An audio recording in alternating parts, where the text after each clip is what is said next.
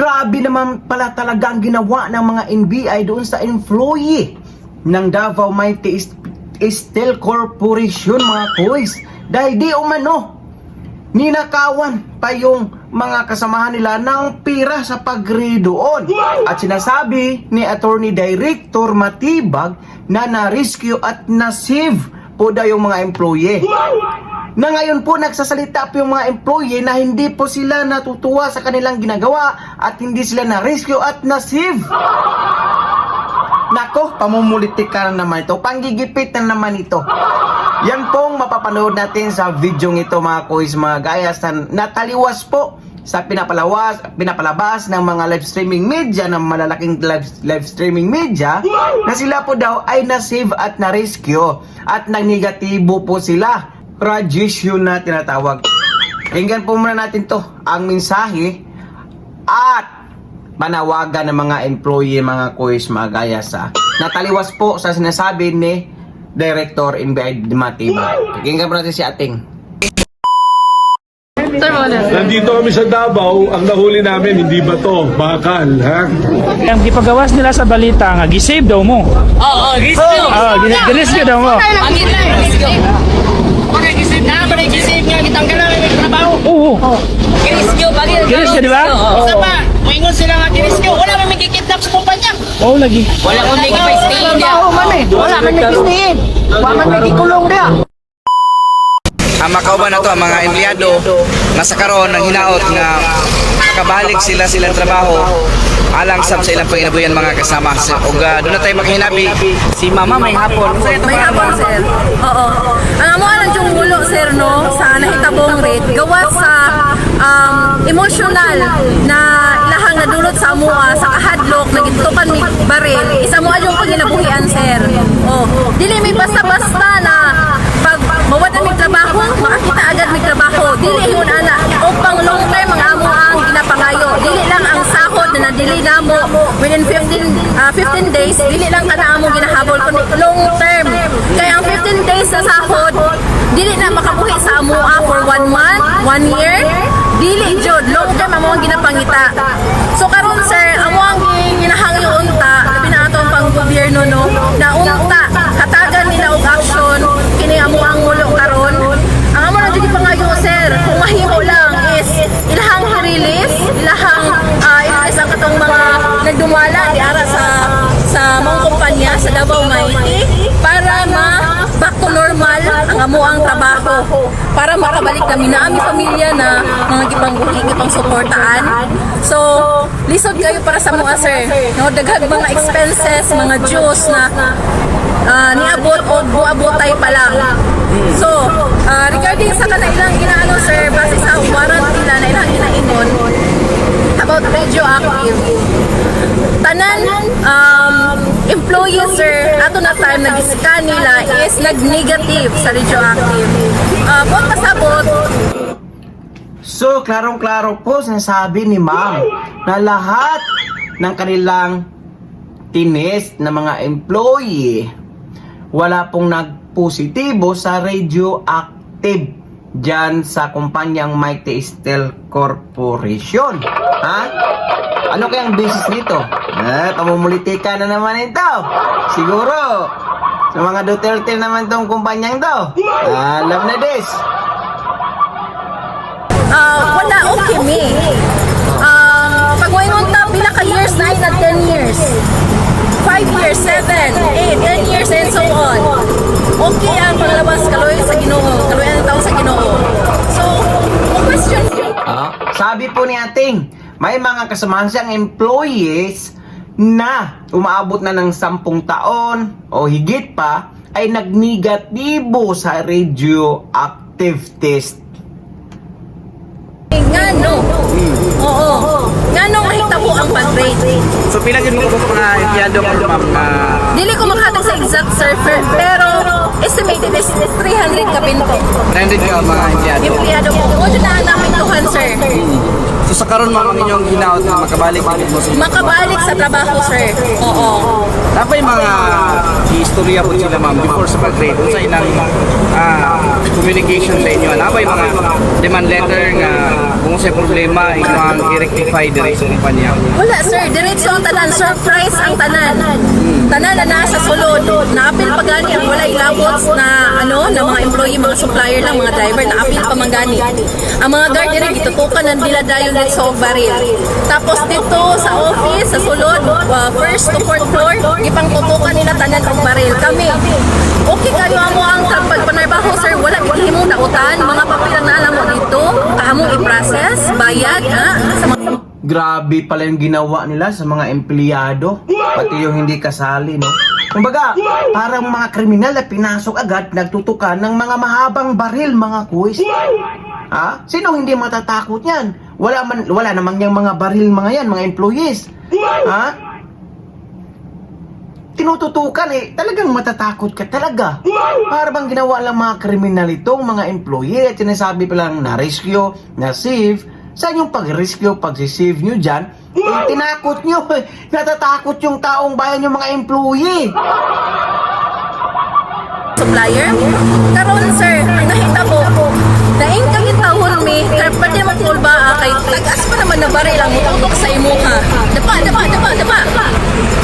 Mura ba na nakatrits na sa mga sir na grabe tong nami gibuhat na di maayo na illegal. Wala ang atrato nila. Nalan ko mga ko sila ng mga terorista na sila. Kaya kaabi na nasudlan dyan ng terorista ang maong building. So mga NBI din sila sir. So after na ipadapa. Walay proper communication. Ayan po, sabi po ng isang employee na napagkamalan pa po nilang mga terorista yung mga NBI. Bakit? Wala pong abiso, walang demand letter, basta-basta lang po pinasok yung Mighty Steel Corporation, mga kuis, mga gayas. Wala yung communication. Actually sir, isa na trabahante ang nag-ingon sa ilaha na sir, pwede dahil na mo dayon without kanang inspection first. Diba? Wala nag inspection, na dayon violation. Diba? Questionable. Wala inspection, wala demand letter, na dayon violation. Karon sir, sige siya pangutana, pero ginapa-feel nila sa mga sir. Ako personally sir, gusto ba dito pumutanaw kung sa jud ang kalidad sa tao, no? Naisa ka NBI sir, for example si ma'am ang nag-question, ginaana niya, sir, ano ba, ginapaano niya, masa ang feeling na mo ako sir, dito pag gitutukan, kung ba kayo para sa ako sir, no? Kung baga, sinasabi ni Madam, Sir, wag ka nang magsalita, wag ka nang maingay dyan. Kung baga, tinatakot po sila, mga kuis. Yan po ibig sabihin ni ating. Wala na, conflict na po para sa kuha ba? Nausa pa na, sir, hilom na? Ayaw na istorya, ayaw na kumutana. Ano ba ang gusto niyang ipaano? Sumuto siya, sir, mo to ako mga nabantayan. So ako nagkahiling ko na ako mga nabantayan ha. Ipasahan ni Wara, tapos ato. Sa Marilang to na ako radioactive daw. After ato, ipagawas ipagawas may maliban sa mga nagdumala. Kung sila yung mga bakal nga mag-ipangkuha di ako ipantesting na sa mga activity nila na dito sa base pa din sa balita sir, sa balita na po nila nakatanaw kay kami mag-sir personally pagbaba na mo, i-off na ang shutdown na ang CCTV. So karon kami sir, ipatapok may sa gawas sa building. Kung sa manilang ibang buhat sir sa tibuok area na crime scene ang ilang gina-term sa tibuok dito, wala na may kabalo. Kapag ang mga papilis, ang mga bag, abre, pati mga utakan, nang na yung mga nawanan o mga cash, mga gamit nila. Ayan po, sinasabi ni ating. Nagkalat na yung mga gamit nila, mga wallet, personal na mga gamit, at mayroon po daw nawawala ng pitaka at pira, mga kuis, mga gayas. Anong tawag natin doon? Diba, pag nanakaw? Buti kung isa uli. Gagawin lang ebidensya. Paano gawing ebidensya yung mga pira, personal na mga pira ng mga employee dyan? Paano? Bakal nga ang kanilang niread. Bakit? Inisa-isa yung mga personal ng mga gamit. Ay, nakita pa lang mga panty, mga napkin doon. Sabi ni ating, nawalan daw ng mga pera, pitaka, yung mga kasamahan niya. Yung tawag natin doon. pagnanakaw. Malamang sa malamang magkakaso po ito. So, kung medyo active lang ilang anuhan, sir, anong kailangan pa isa-isahon? Kung ang area naman ay yung ilang kuanan. So pinakabuk mga kauban ninyo ang karon ng ginakop nila. Ang gidako nito, sir, 14. Mutong last update ko kahapon. Yes, gabi 14 sa katao.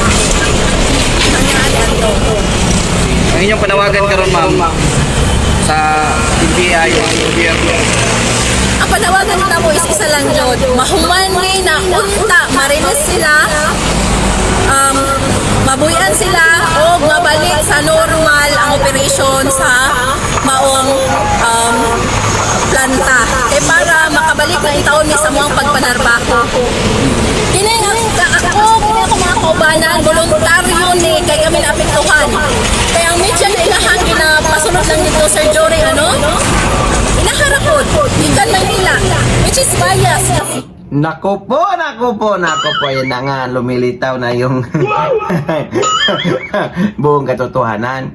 Walang ibang media na pwede makasubaybay, makasama sa loob ng mighty is the Estel Corporation, kundi mga media lamang po na nagsasabing ni Rescue na save ang kanilang dala-dala ng NBI. Walang lokal na media diyan sa Davao na sinama nila. Media lang po nila nang nagpapakalat na na-save daw sila, na-rescue, na yan po kinagalit ng mga employees. Bakit hindi sila sinave, hindi na-rescue, walang ginagawa silang masama. Hindi pa nga daw sila pinakain eh. Tapos sinabi pang na-save? Kalukuhan. Payasan ko ni. Naliman pa mang tanay.